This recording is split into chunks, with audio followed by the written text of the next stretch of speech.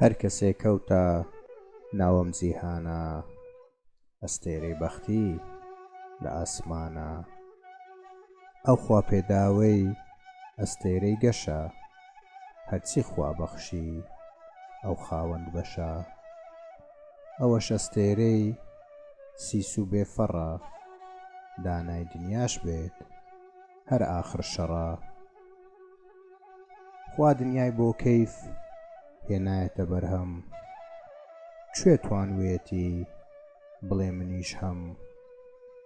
بەدبەخت ئەوەتە کە بە عەقڵی خۆی ئەڕوا بەڕێدا، کەچی ناڵوێ بۆی.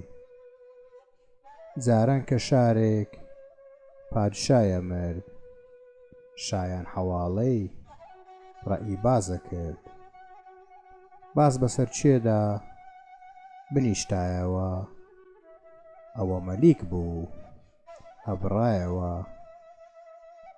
ساچی بکەم ئەگەر من لەوێ ئەبووم، بە بۆنی کەباب بازەکەوتە دوو.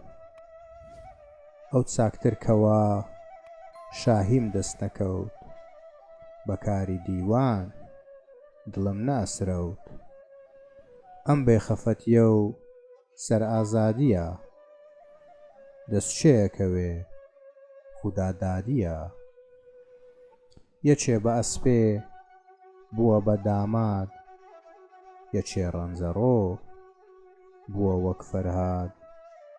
هەرچی بێ هەمووی ئەبڕێتەوە، چاکەیە بۆ پیاو ئەمێنێتەوە.